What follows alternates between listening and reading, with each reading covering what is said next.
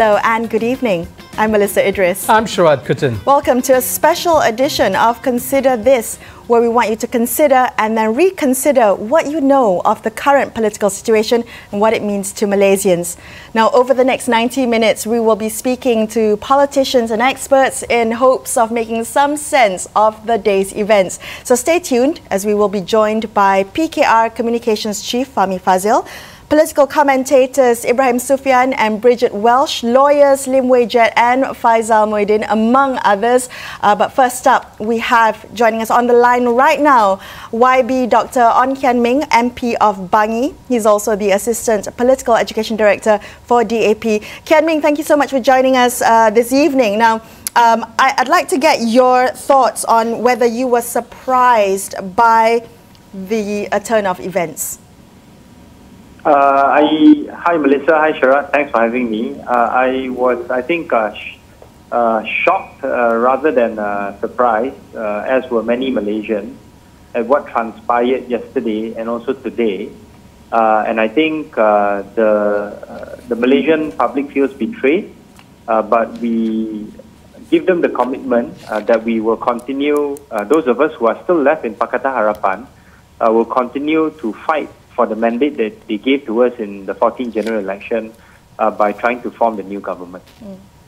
Can I ask you very quickly about the choices that you think were before Dr. Mahathir, faced with the situation, as your party, Lim Guan Eng, described it, a situation of betrayal. The choice he made of resigning, therefore dissolving the government, now coming back as an interim Prime Minister, what consequence has it for you and the aspirations that you talk about? I think it's very clear from yesterday's events that the attempted coup, effective coup by Azmin Ali and some of his other compatriots was a miserable failure in that they were hoping that Dr. Mahathir would follow their lead and to form a new government with UMNO, PAS, and some of the other allies in Bersatu. But what was clear today was that Dr. Mahathir would not go with their plans. And I think the most effective way of him demonstrating his displeasure and also unwillingness to go ahead with that plan was to resign, not just as Prime Minister, but also as the chairman of Bersatu, and I think that is a slap in the face of those who wanted him to form the new government in a new coalition that did not include many of the parties and also MPs that led us into victory in the 14th general election. But do you think it now leaves open the possibility of the restoration of a Barisan Nasional type of government? Question is numbers on Dr. Mahathir's side and on your side to restore the Pakatan Harapan government. I mean, on balance, where do you think it's going? I think the numbers are also not on the side of Barisan Nasional and Azmin Ali's faction. Because if they had the numbers already, they would have gone ahead to meet up with the Yang di-Pertuan Agong to attempt to form a new government. So right now, I think it's contestation between two coalitions that are still in the process of remaking itself or making itself. And we do hope that with the strong signal that Dr. Mahathir has sent, that some of the MPs that may have considered wanting to join Azmin Ali at his attempted coup would reconsider their decision and come back to the fold of Pakatan Harapan and give us this opportunity to deliver on the mandate that was given to us and form a new government without the people who have created the most trouble for the Pakatan Harapan coalition. Can I get your thoughts on Sabah and Sarawak as kingmakers, right? So today, GPS's James Marsing, who heads the Parti Rakyat Sarawak, said, he was quoted as saying, "I think we are more comfortable with PAS than with DAP's arrogance." Could you comment on that? Of course, he's entitled to his opinion. I'm not sure whether that is the official position of GPS. The Chief Minister of Sarawak still has not made a formal commitment or a comment yet to either side. And I think the fact that that GPS did not appear at the Sheraton Hotel to show their support for the attempted coup. I think it shows that there's still room for negotiation for all sides. And also the fact that Shafie Apdal of Warisan came out today to say that he will support Tun Dr. Mahathir also, I think it's a good sign that, if let's say we were to remake a new coalition under Tun Dr. Mahathir's leadership, that the Warisan MPs would be with Tun Mahathir and also with the Pakatan Harapan new coalition. Kemi, what about the real politic behind this? Is there a possibility, and tell us a little bit about the horse trading that might happen as a consequence of this renegotiation of a formation you might call a kind of renewed or reconstructed Pakatan Harapan? What actually is at stake in these renegotiations? I think for those who wanted to, form a new coalition and now have failed to do so, I think there's still ample opportunity for them to rejoin Pakatan Harapan and to be part of the new coalition. And that actually would show that they are sort of like repentful of the decisions that they had previously made. But at the same time, I think with our Sarawakian MPs, I think they would want to, if they were to throw in their lot together with us to form a new government, they would probably want to have certain concessions as well. So I think there's, things are still very fluid on the ground. But I think what is important to remember is that Dr. Mahathir did not want to form a new government together with UMNO. I think that's very key. I think it's very clear-cut that UMNO wanted to form this new government in order to save themselves. Many of their leaders are being charged in court now under different, accusations of corruption, including the president of UMNO and, of course, the previous prime minister. So Dr. Mahathir wanted no part in this, and I think this also shows to the larger public that it would be very, very difficult to stomach the formation of a new government that involves all these former kleptocrats, in UMNO coming back into power. Just a couple of hours ago, I noticed that you tweeted saying that Azmin Ali's move had put in jeopardy the economic stimulus package, which is set to be announced this week. Can you explain just how in jeopardy is this package? Well, my colleagues at the Ministry of Finance has been working hard to get inputs from the various ministries, inputs from industry, especially those that were the most affected by this COVID virus, and then was in the process of, in fact, would have briefed the Prime Minister, Dr. Mahathir, today on the latest status of the stimulus package, which would have been announced on Thursday. But now, given the situation that we have now, Dr. Mahathir has resigned. Yes, he is the interim Prime Minister, but I think you would have heard that there has been an instruction to say that the cabinet has been effectively dissolved starting tomorrow.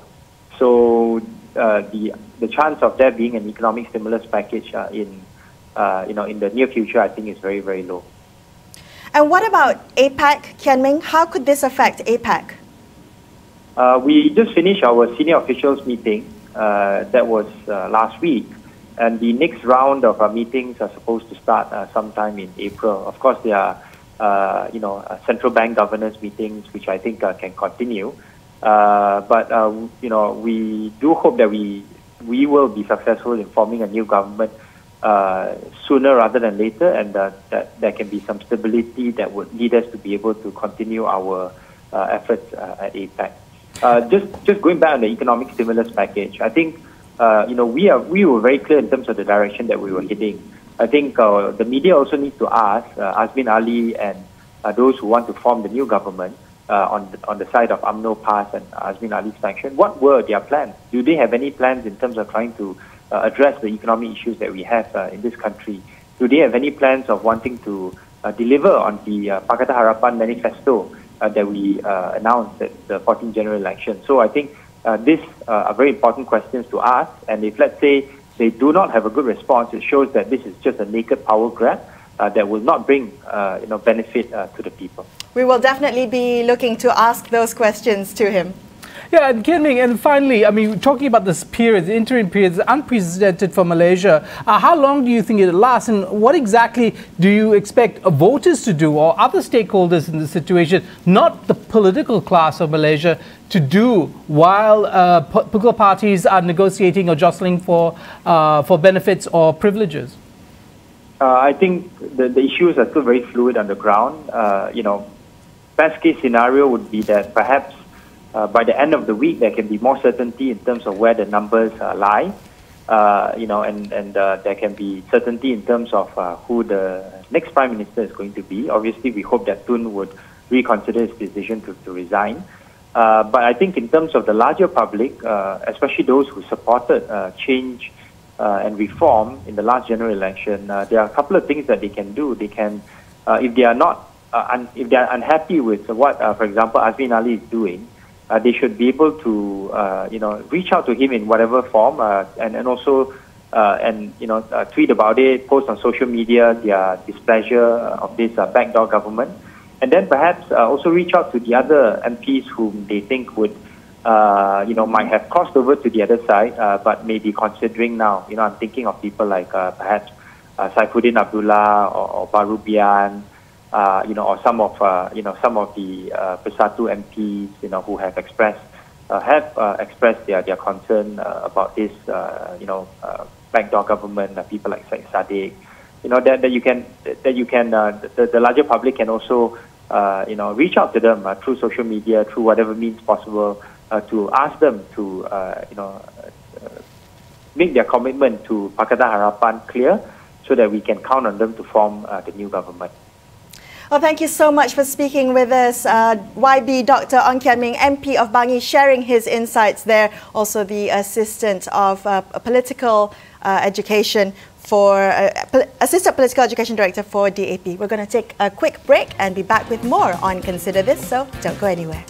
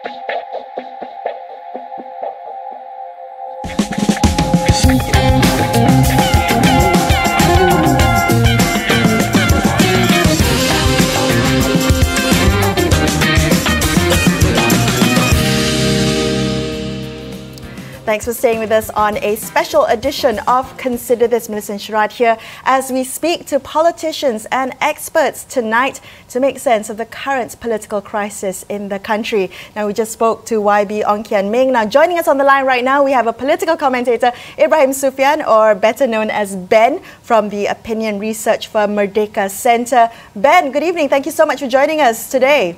Hi, thanks for having me on. Look, Ben, I know it's a fast developing situation right now on the ground, but what is your sense, Ben, of the public sentiment right now?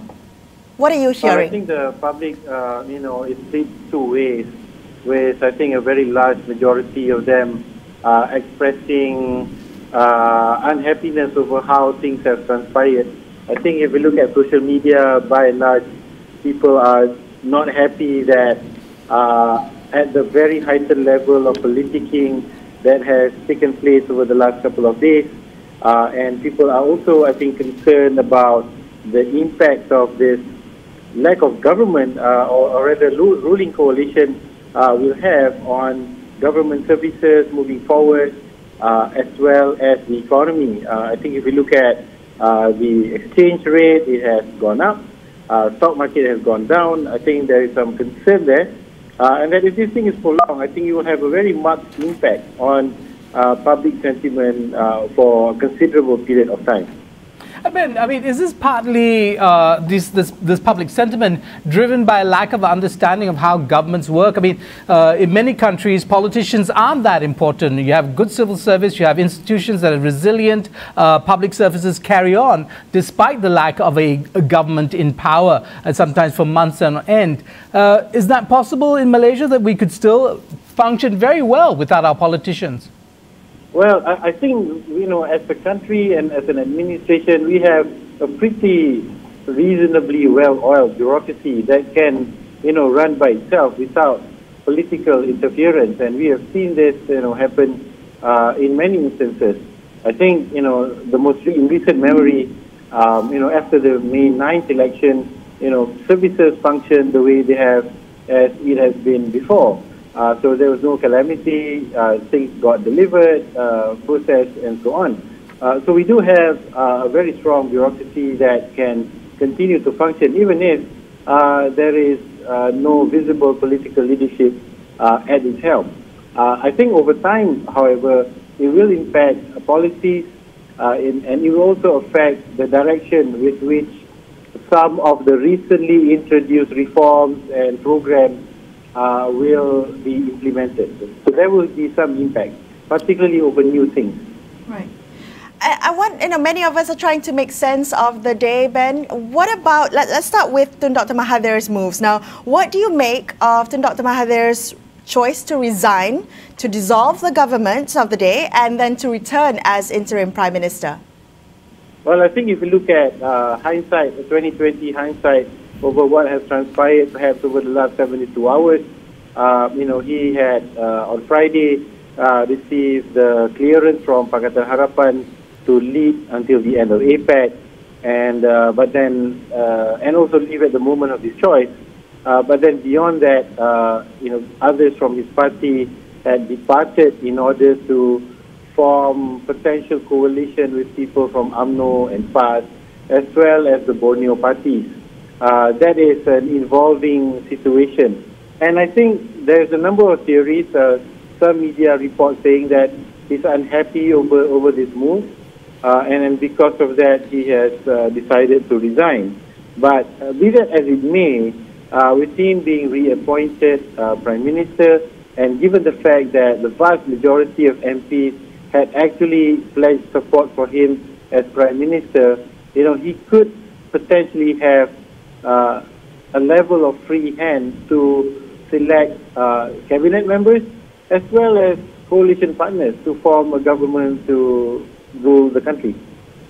And how do you think the public is going to react if the new government that he puts together, and if he's the person to put it together, does not reflect the narrative that was spun in the run-up to the last general election, and since then, of reform, of wanting to rid the country of kleptocracy and so on and so forth? Will that narrative, how will those things kind of gel? Well, I would think that, formation of a new government, must be predicated on achieving certain goals. Normally, one gets into elections and tries to keep that power so that they can stay in power and dispense economic benefits and so on. In this current scenario, I'm not very sure, partly because the advanced age that the Prime Minister is at, he may have other objectives, such as, ensuring that certain policies get implemented rapidly. So he may be less concerned about representativeness of the coalition. That is just, speculative at this time. But I do think that if, let's say, the reform agenda or some of the legacies that he intends to put in place is to be implemented, then any government that he puts together ought to have the kind of reflection of our society. So it must have Malay representation, it must also have non-Malay representation, as well as those from Sabah and Sarawak. So it has to be a relatively balanced coalition, a bit better than how Pakatan Harapan was arranged.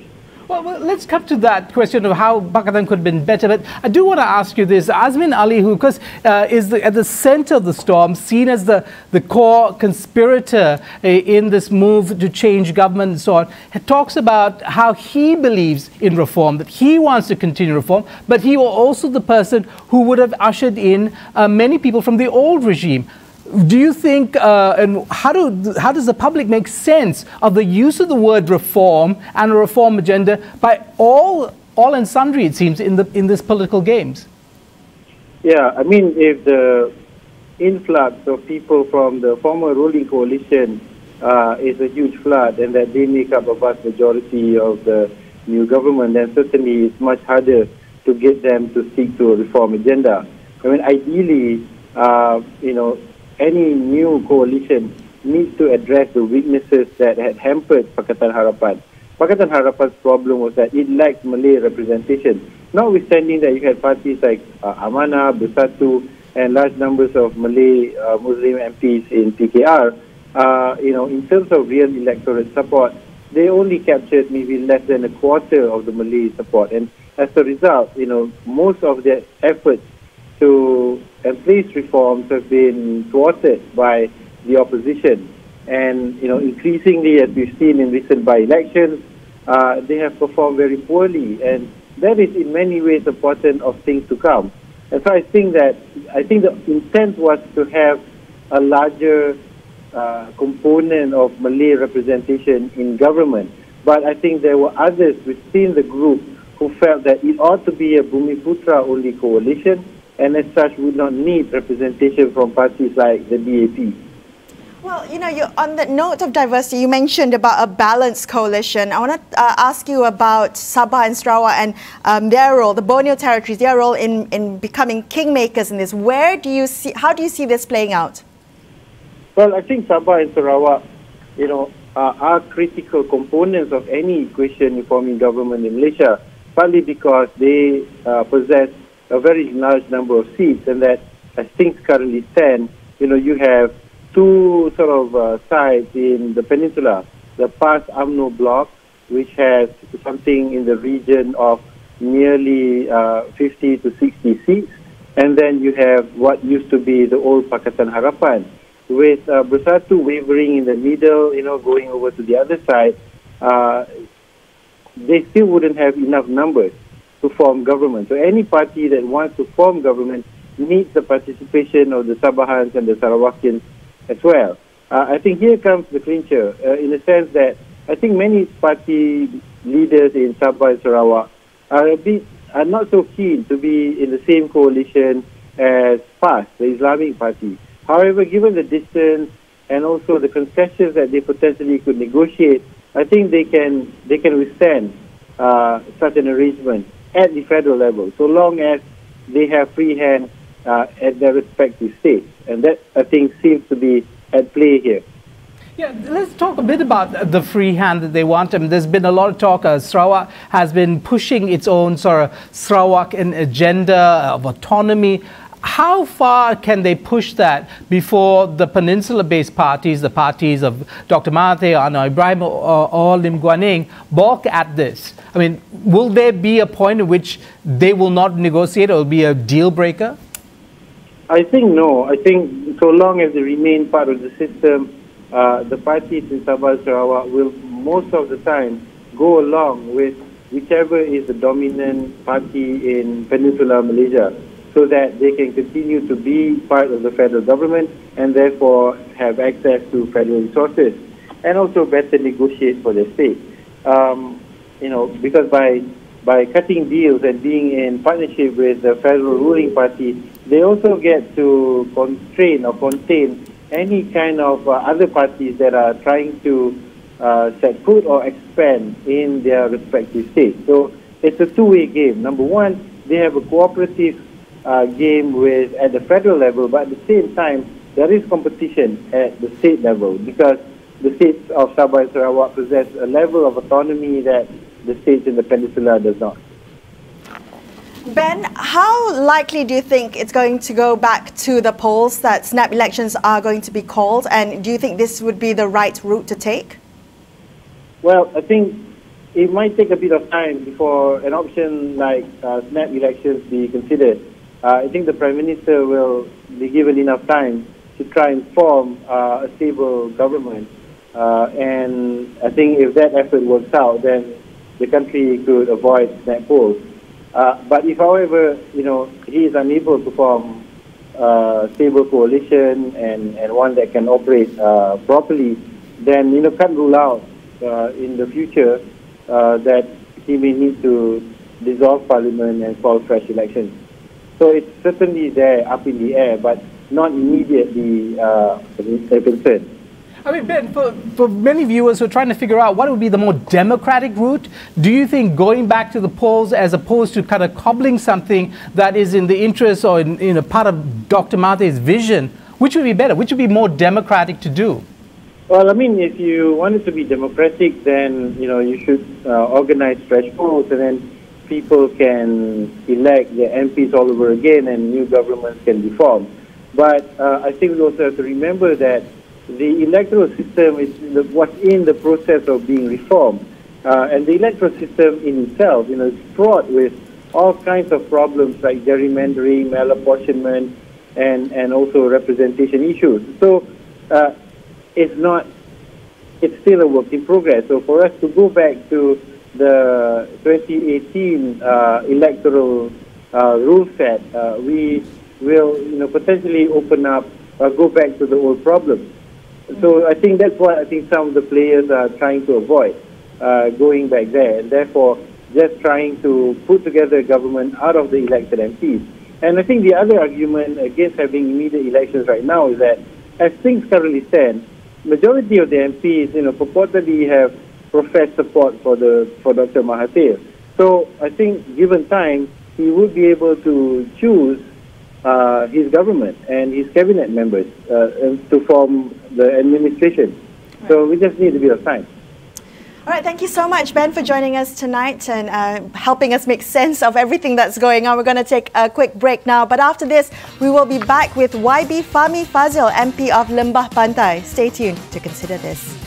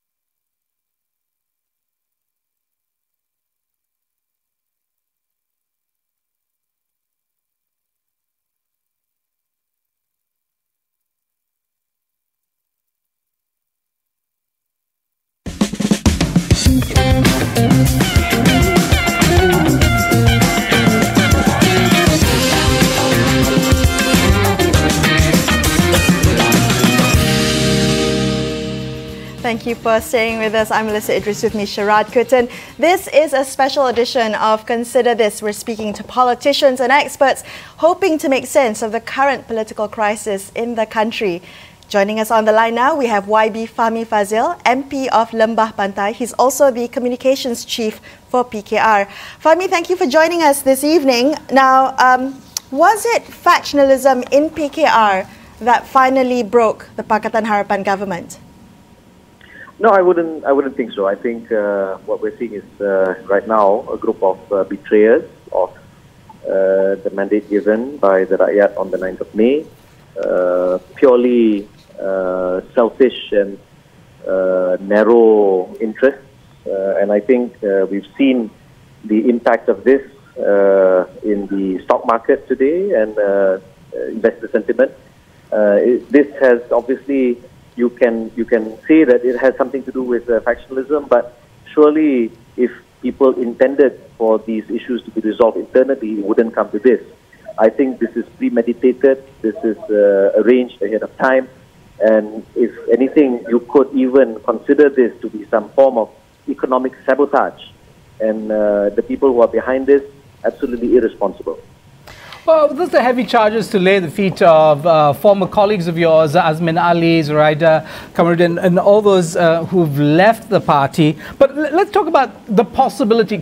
Any point in time over the last couple of days, could the Pakatan Harapan government have been saved?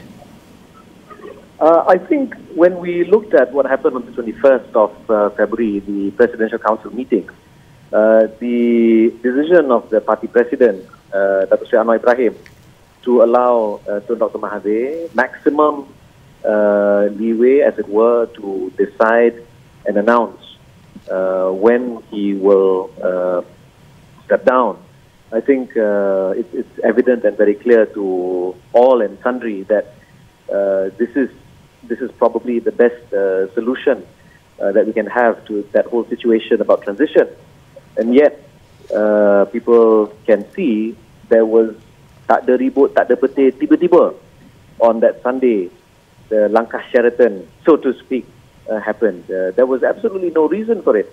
So, if anything, the people who were planning this were hoping that Datuk Sri Anwar will insist that a specific date was given.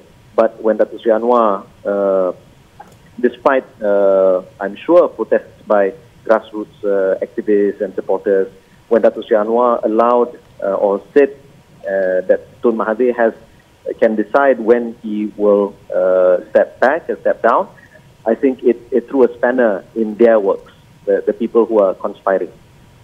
Fahmi, to follow on that, I mean, your constituents, you have, Lembah Pantai is very interesting because it has the leafy kind of bangsa set on one hand, but it also has a very working class set. How are people on the ground responding? Have you had a chance to take a sense or take a measure of their response to this political crisis? I think people in Bangsa are quite shocked at the betrayal that we're seeing. I think many at one point were asking, is Maria Chin Abdullah a part of this? And thankfully she has said that she has nothing to do with this. People are still right now shocked that someone like Saifuddin Abdullah, who many people have seen to be part of civil society, someone who's a very strong advocate for strong government, suddenly betray the Rakyat trust in this way, so to speak. I think this is a situation which people in Bangsa are taking note of. But when it comes to areas such as Kampung Kerinci, I think for the most part, people still want government services to continue. I've spoken with the mayor, I've spoken with DBKL, and that to make sure that the services continue as per usual. In fact, I'm right now with my team discussing how to balance between what's happening nationally and the services that we still need to render. Work still goes on, effectively. And speaking of the party specifically, Fahmi, what are PKR's options now? Well, I think it comes down to a numbers game. I think, I was asked by some reporters this afternoon how I was feeling prior to our NEP or Central Leadership Council meeting. I joked about, I've got a good feeling. At that time, I was holding a sandwich. Said I've got a good feeling in this sandwich. But now I think I've got. Sorry about that. You've got to have a sense of humor. I know. Sorry, but I have right now.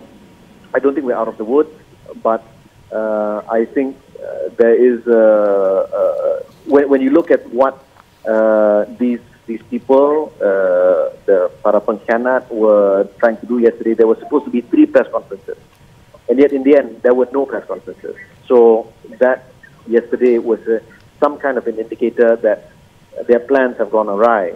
But I feel that we're not out of the woods. Dr. Mahathir now has been returned as an interim Prime Minister with the full support of DAP, Keadilan, as well as Amanah. I think right now it's about testing the numbers. I think that's what it comes down to. Azmin Ali, your former colleague, says that he still has that spirit of fighting for reform, and I wonder about this catchphrase. It seems to be something that anybody can use. I mean, do you believe that if another government comes to power backing Mahathir, that formed by UMNO, PAS, and other parties, that they will continue with the reform agenda? Yeah, I don't. I think for us. Those of us who have been with and have stayed true to both Pakatan Rakyat and subsequently Pakatan Harapan, we know the work that needs to be done. We understand the manifesto that is before us, that we are committed to. Given the challenges that the government, before it was the cabinet was dissolved earlier this evening, the kind of challenges it was facing, I still believe that by and large, a lot of the key reforms that the Rakyat is hoping for, that will have a positive impact on their lives, can still be achieved. And I still hold to that. But there were many problems, Fahmi, with the many governments, I'm talking about state governments, that had the brand of Pakatan. We see in Selangor, the Kuala Langat issue, people felt betrayed. This was a Pakatan government, but it was going to bulldoze Orang Asli land. It was, it seemed to be on the side of developers. I mean, this was charges laid at the feet of your coalition. Do you think in many ways, and over the last 2 years, that your coalition, the Pakatan Harapan, failed to deliver convincingly on the reform agenda? I think we've not communicated very well. I think we are also not taking enough time to listen to what exactly people are saying. I think this is something which any interim government that comes in with the interim Prime Minister, as it is now declared, must take full cognizance of. We must take this fully. And we have to deliver.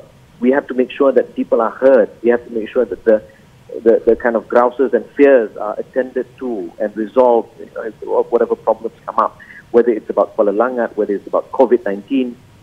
I think Dr. Zul has played an immense role in ensuring that people are fully trusting the voice of the government on this issue. And I think Dr. Zul's success is indicative of how we can be successful if we all play our part, if we stick together as a team with one common agenda.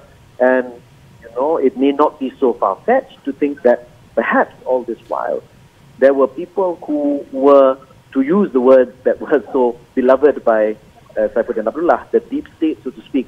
Perhaps these were elements, they were themselves elements of that deep state. Well, thank you so much for speaking with us tonight. That was YB Fahmi Fazil, MP of Lembah Bantai. We're going to take a quick break, and after this, I'm going to be handing over to my teammate Ibrahim Sani as well as Sharaad Kuttan to continue the conversation, making sense of the political crisis in the country. Don't go anywhere. More experts and politicians on the line with you after this on Consider This.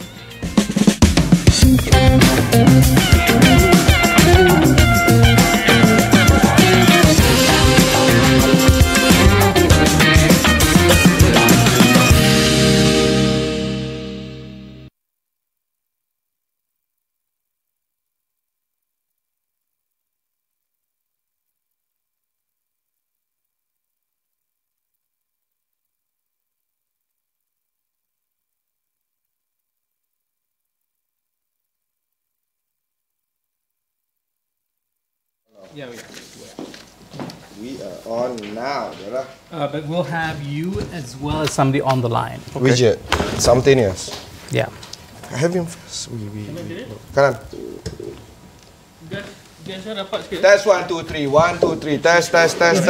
Sky? So 3-way ke macam mana dia? Saya dengar. Dengar? Okay. Please. Ini Skype. Okay. Kenapa? Hello, 1, 2, 3. Dia tukar? Tak. Sudah.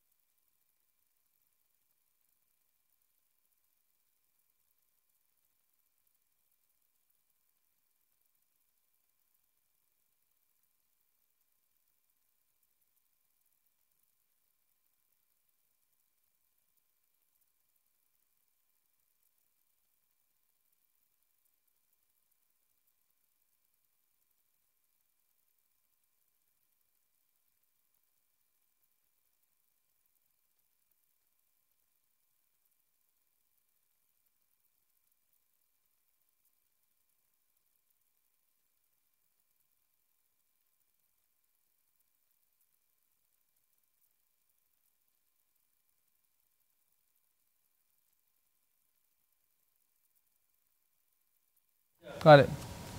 Intro cam 1, Adam dengar intro cam 1, terus aku toss kepada guest. And then widget we deal with very shortly. Okay. Got it, done. Done.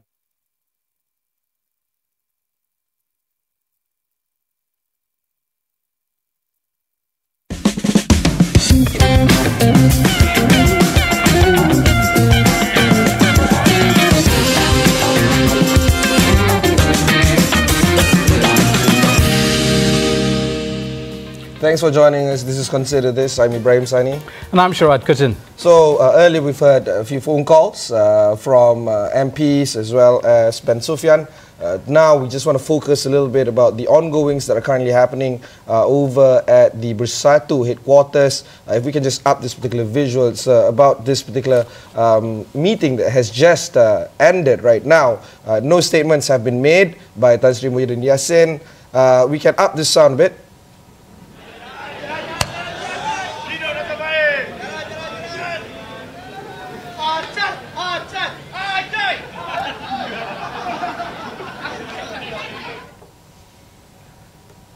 So the ongoings are currently still taking place. Tan Sri Muhyiddin might issue a comment. We don't know the build-up of Bersatu. Is it still Bersatu or it has been berpecah?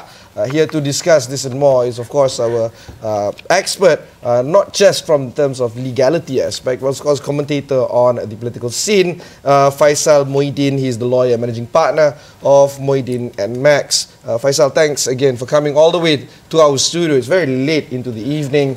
Let's break down into what you have seen so far through the day and what you think will happen tomorrow. I think the first thing that will happen right now is that we all need to catch our breath. It has been a roller coaster 24 hours. I think yesterday we saw there was not much information that has arrived for the public consumption, so the public basically didn't know what was going on.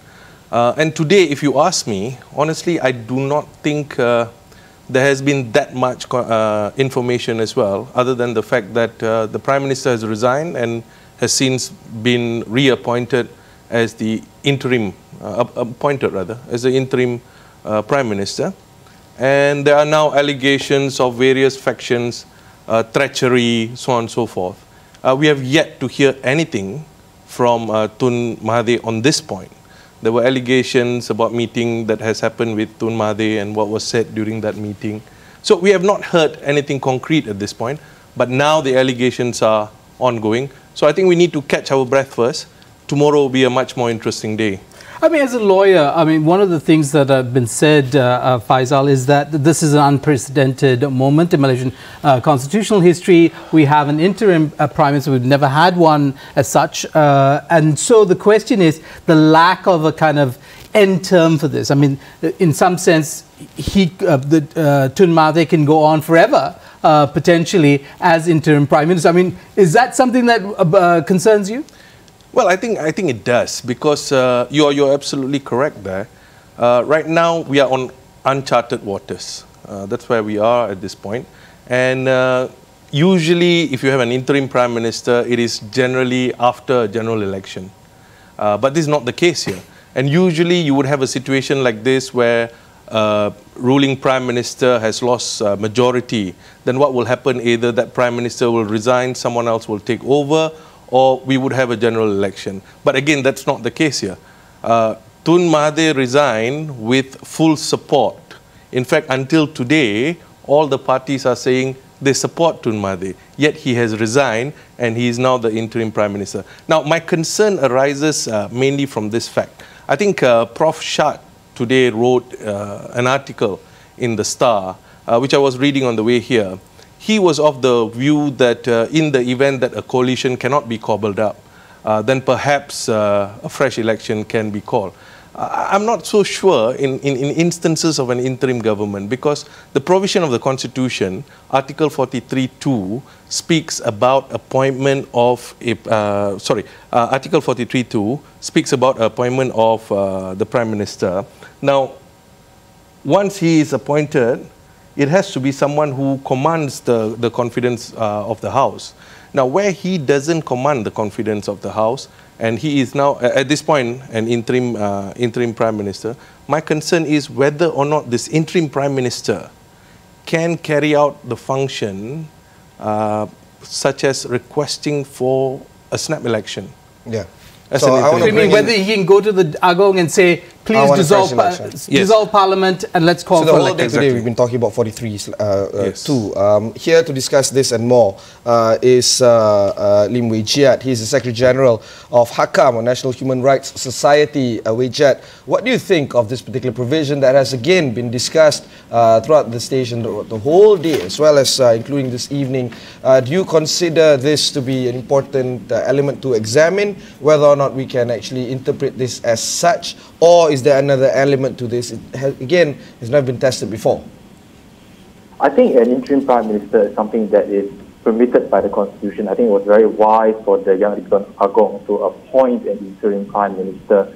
Having said that, interim prime minister shouldn't make major policy decisions. They should steady the ship, but they should not chart any drastic change in direction.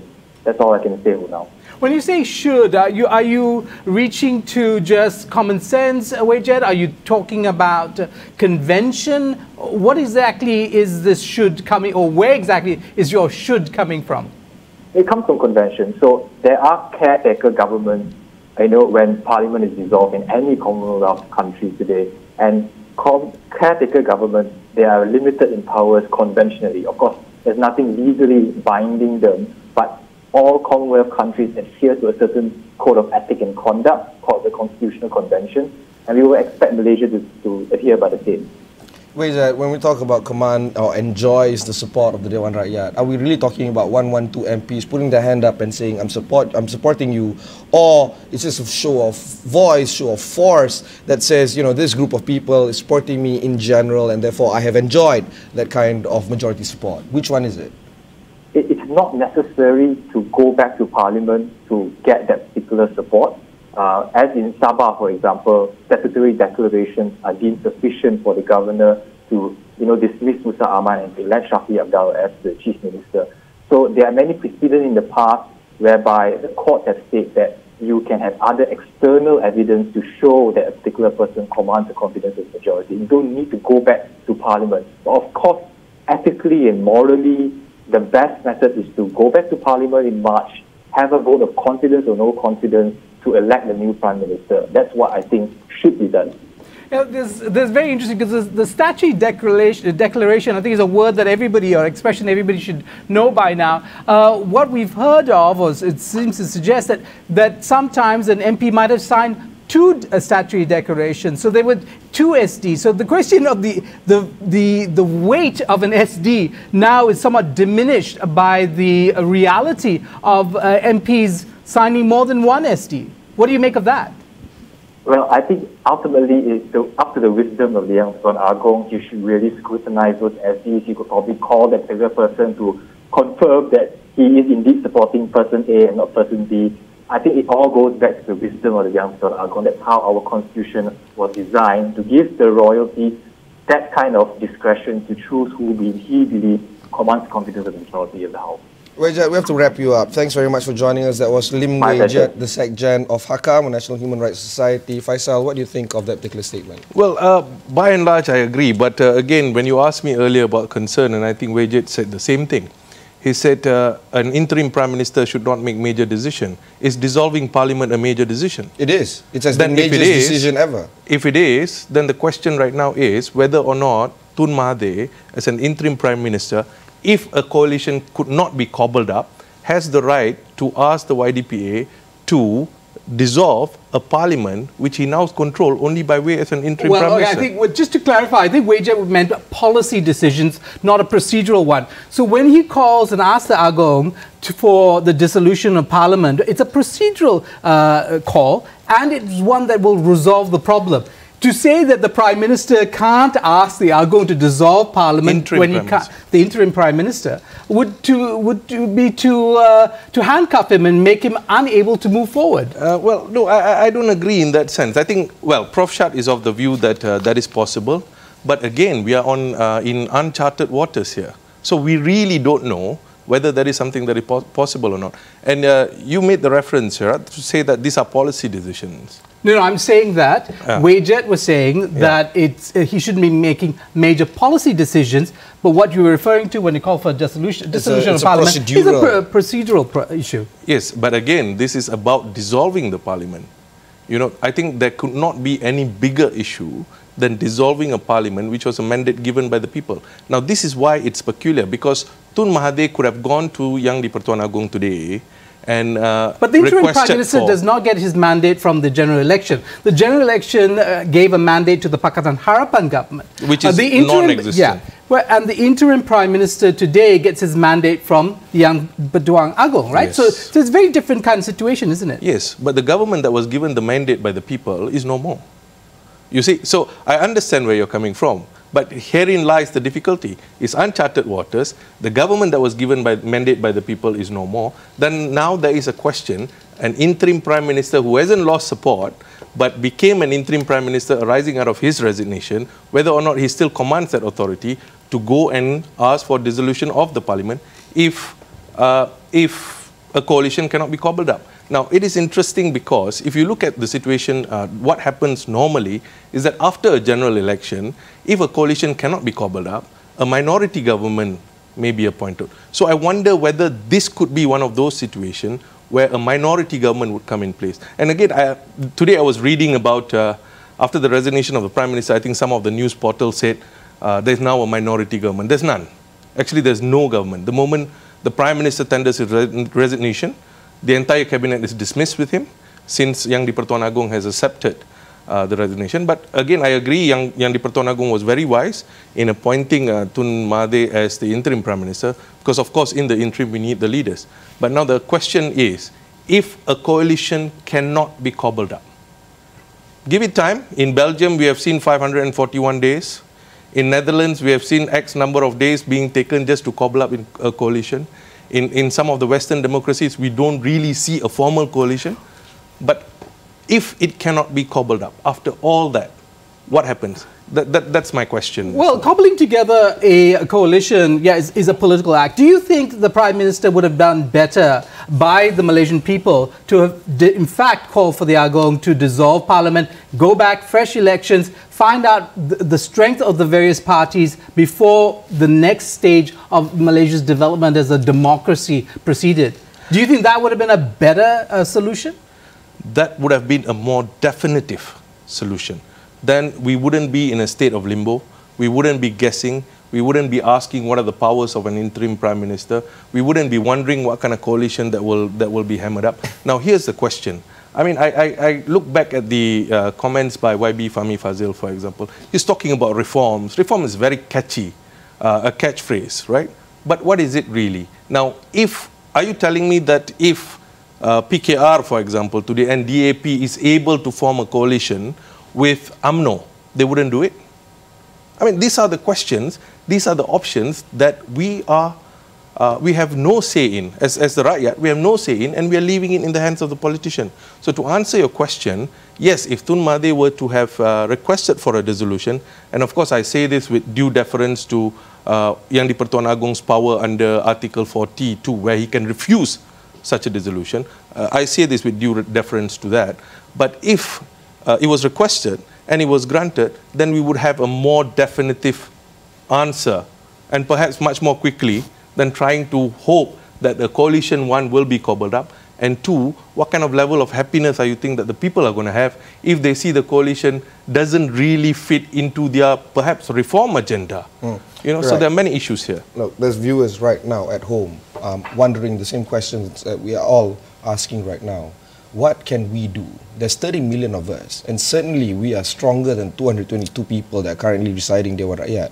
What can I do right now to make it work for me and the 29 million others like me?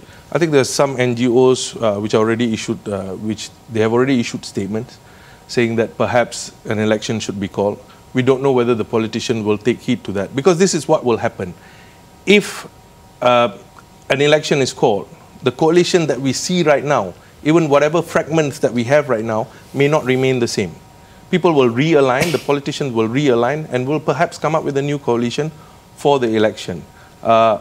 Do you think this is part of Malaysia's political education? That we've had 60 years of authoritarian rule, fairly stable coalitions that are permanent in nature, like the Barisan National Alliance before that, that today Malaysia is entering a new norm when it comes to democracy. We're having to learn as a people that perhaps there's going to be a lot more fluidity, and we're going to have to make our choices based on that new fact. Well, if we talk about democracy, then we have to be prepared for things like this.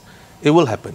But again, I go back to the question of, do we want this to happen frequently? Now, we have to look back at evolution of history in terms of why are we here at this state today. You know, the main problem, if you were to ask me, is that we condone crossovers. Now, people talk about Pakatan Harapan keeping its form, mandate from the people. But Pakatan Harapan, soon after it won the election, has practically almost lost that shape they were before that election. They said, this is us before the election, give us the mandate. After the election, they became something else. Was it dramatically different in your view? Well, it's not dramatically different, but of course you see people from the previous government joining into the Pakatan Harapan. Now, these are things... The untainted members of the previous generation. Well, again, that's relative. Let me be frank here. I mean, they didn't enter Amanah, they didn't enter DAP, they didn't enter PKR, they entered Bersatu. Bersatu started off in the teens, in the representative. Somehow or other, they grew to 26 by today. So it's actually Bersatu that is been... Well, I'm not sure about the status of Saleh Kerouac, though, whether he actually entered PKR or not. There was some issue, some concern that he may have. But there was just radio silence. We heard nothing about it since, and we have not heard from Saleh Kerouac as well. So I think, while you are right, but it's also a question that we have to look at, and look at it pragmatically, because the politicians, at the end of the day, they will just be concerned about their numbers. But what is it that we must do?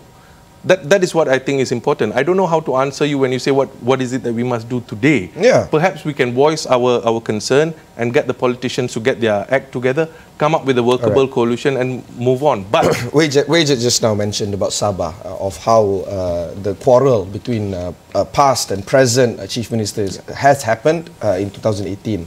There's also Perak that happened a few years ago in the previous parliament, the 13th parliament.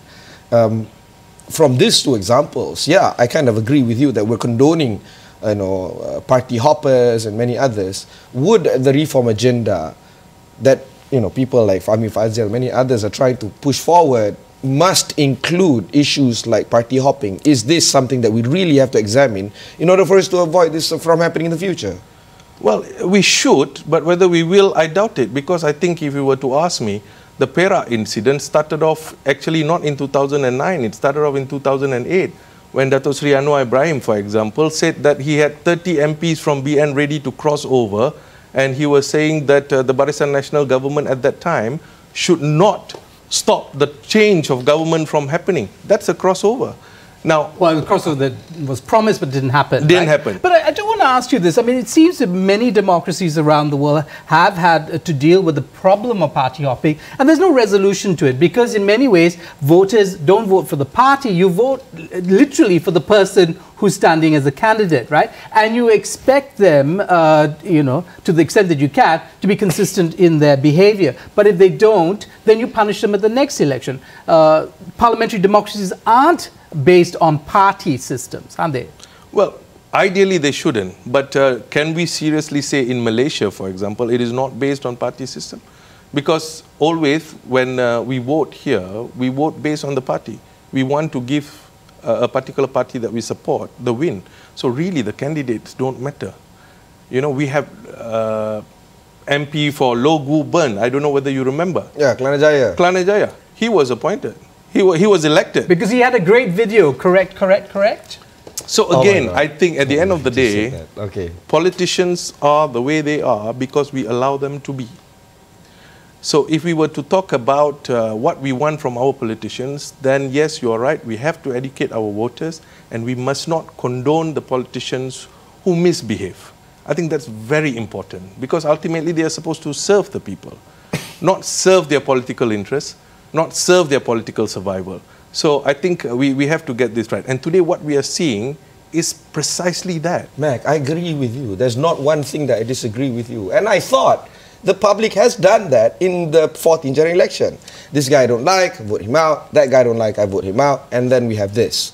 How do we, you know, achieve the aspirations that you just said? Because I thought we did enough. Well, I think what we need to do, and this is where I would agree with Sharaad here, he's saying that in mature democracy, you should vote for the candidate. That's exactly what we should do. We must punish the candidates who misbehave at the next general election, you know. But at the same time, I do not have an answer how is it that we can solve the problem now, because I think we must also be concerned that the longer this takes, it's going to affect our economy, it's going to affect the normal people on the street. From the legal aspect. Yeah, but you know, look, mature democracies produce all kinds of hideous results. Donald Trump, Boris Johnson, just to name a few. Well, depending on which side of the fence you are. I do want to ask you though, I mean, what are the lessons that we should learn from this? I mean, if there's no, you know, simple doing something at this point in time, what should the general populace learn from this particular crisis? Well, I think what we should learn from from this crisis is that we must hold all of our politicians to the same standard. We cannot cut them some slack just because they carry the flag that we are aligned to or we support. We can't do that. You know, that's being hypocritical. So we must cut across the party lines and make sure that we hold all politicians to account equally. Then perhaps the politicians will realize that they should not behave in a certain manner. Any one of us sitting here, are we able to say or prepared to say what is happening right now is because for the benefit of the rakyat? Are we able to seriously say that? We can't. And that's the tragedy of what we thought we have ushered in, reform. Where is that reform? It's in our hearts, it's our mind, but apparently it's not being... It's in many pamphlets, and in fact, I think there's a whole book, 160 pages worth of it. It's catchy, it's a catchphrase, it's reform, but no one really knows what it is. Okay, before we go for a break, I just want to ask you a few options that are currently immediately in front of us as the rakyat, as well as the options that are available for this group of people. Is PM8, anybody within PM8, going to be elected in the near term, in the next few days even? Honestly, I don't know, because we have seen examples from countries like the UK, we have seen examples from Germany, we have seen examples from Netherlands, we have seen examples from Belgium. It could take 2 days, it could take 5 days, it could take 5 months. But how long do we wait? Can we afford to wait? That's the bigger question, I think. And unfortunately, I apologize. For that, I have no answer. How long it will take, that is something that the politicians must answer. But are they prepared to answer having put us in this situation in the first place? Of course not. They're pretty silent the past few days. That's the worst part. Exactly. That was our conversation with Faisal Muhyiddin, the lawyer and managing partner of Muhyiddin and Max. After this, we're going to have Bridget Welsh as well as Ibrahim on this show. Don't go anywhere.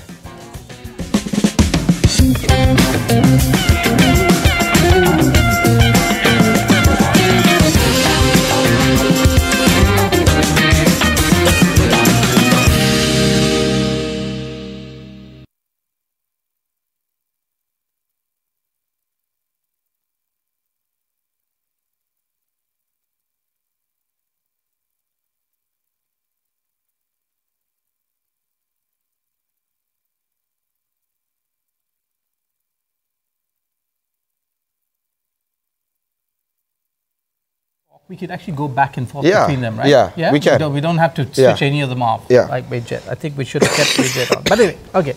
So Bridget and Faisal stays on.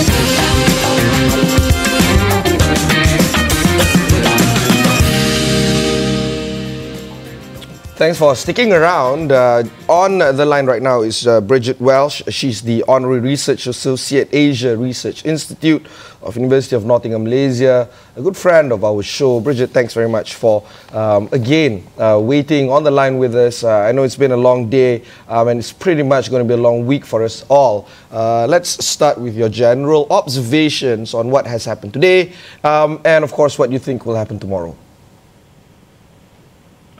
Well, I think what we've seen is a shifting of the pendulum politically, in the sense that from yesterday it was clearly the advantage lay with UMNO and PAS, and in terms of with the defectors from Pakatan Harapan, Asman Ali, and parts of Bersatu.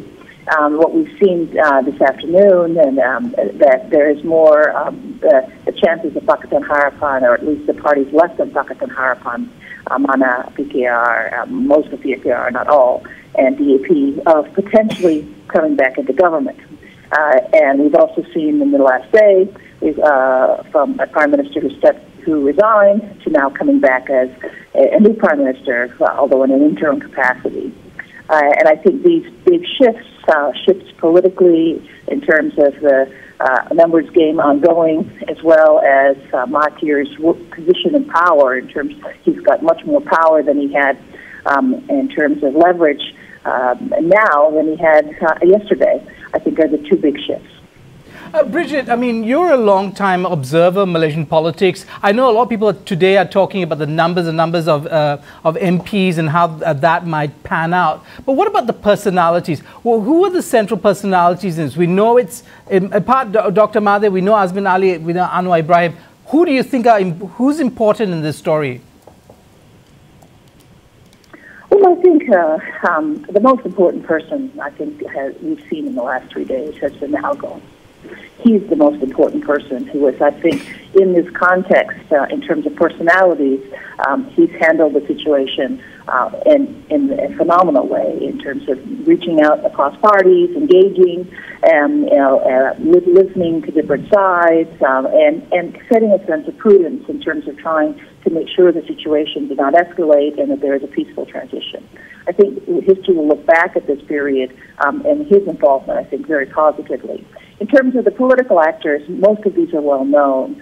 I think what is interesting has been the importance and rising importance of the kingmakers in all of this process, and that has been the GPS in Sarawak and Warasan and Sabah. And their role is sticking with Mahathir, giving him more numbers and more clout, and of course also being the deciding choices in, I think, what will ultimately be the numbers game in the process of setting a parliamentary, I think are very important. And what they're standing for and how they're going about it, I think are going to be very important focal points. And most people in Malaysia don't look at what is the actions of Sabah and Sarawak, and they are very critical as things will move forward.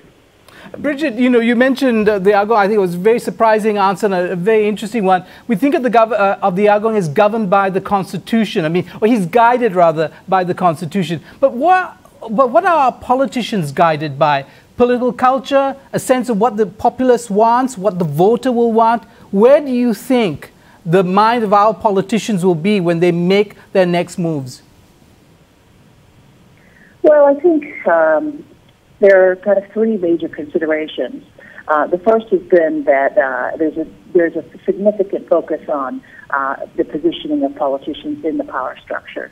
A lot of what has happened here has been driven by political interests of money and greed, by actors trying to position themselves to hold on to political power, and history will show that.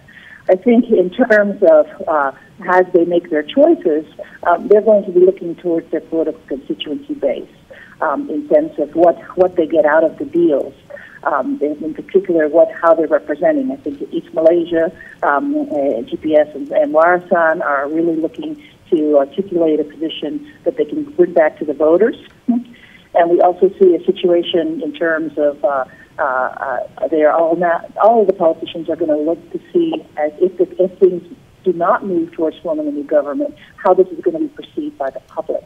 And they're going to try to resonate their framing of the situation for them, because it will be that when things move that way, it will be potentially an election scenario, and this is something that will be in their considerations. Unfortunately, how the public has been thinking about these issues has not been the mind of most of these politicians for quite some time. There's been a real disconnect between the political elites and the public, and this is part of the reasons why we have the problems. If they were genuinely thinking about the public, we would have not seen the actions that we've seen in the last 3 days.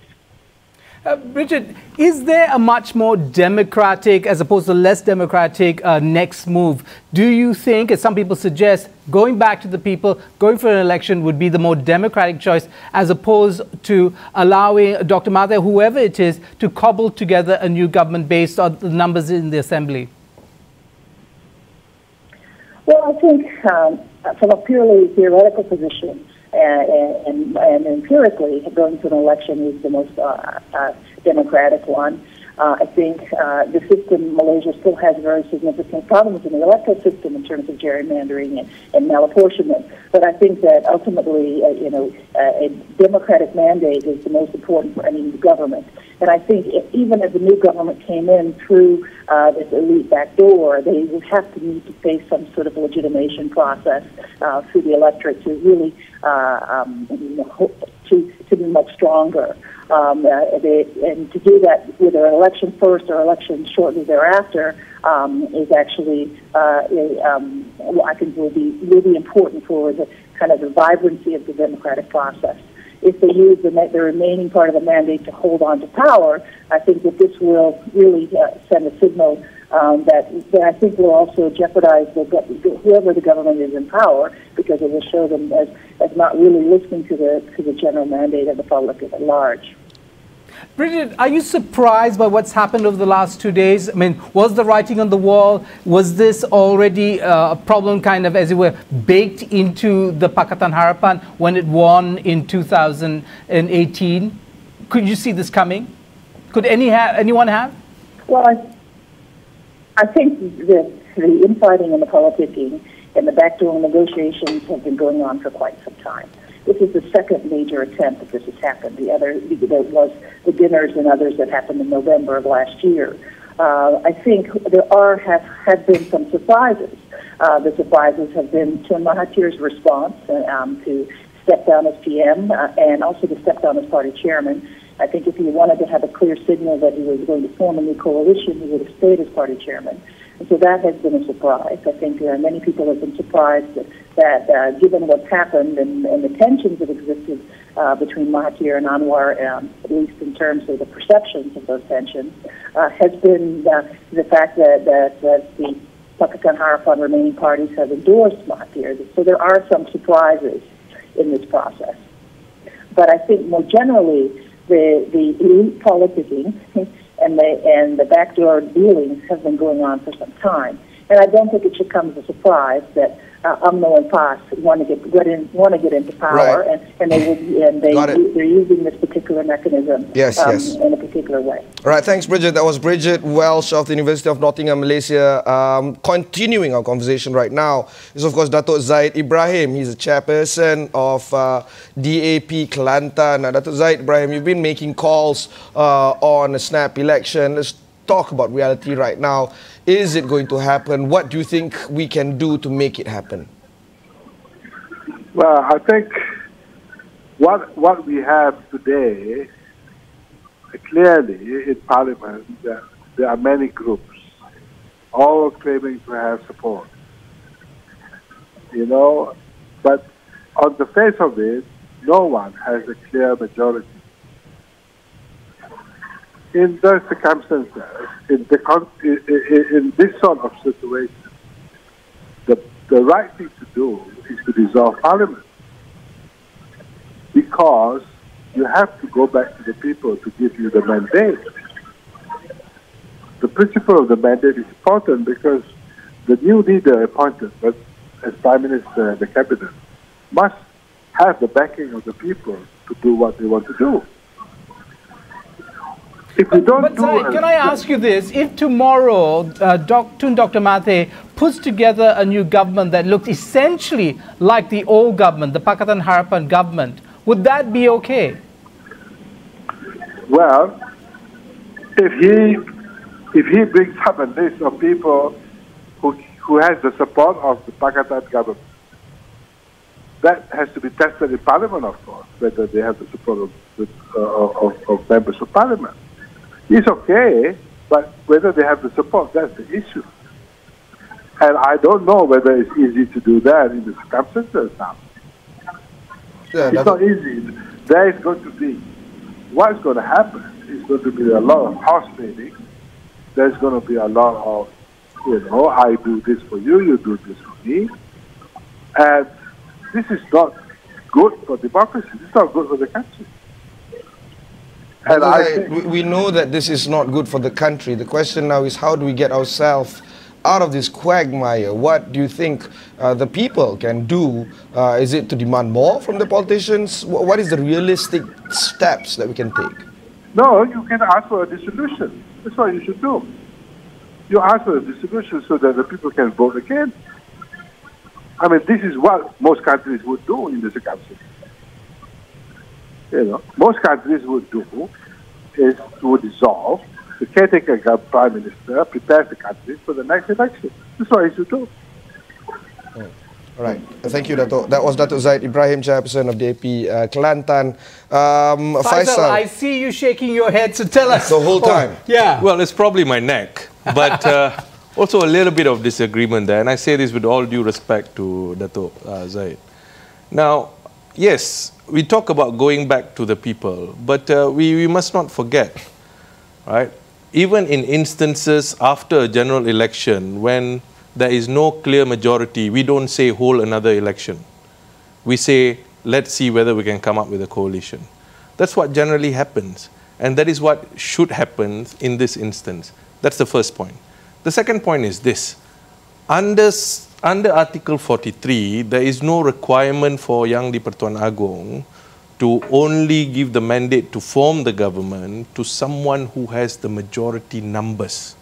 The requirement under Article 43 is that it's for someone who will likely to command the support of the majority. Okay, let's put it this way. If Tun or whoever it is comes in with a party that is a minority coalition, right, doesn't have the majority of numbers, and embarks on a radical program of Islamization, for instance, if PAS was in power, or creating tensions within the federation, would that be okay?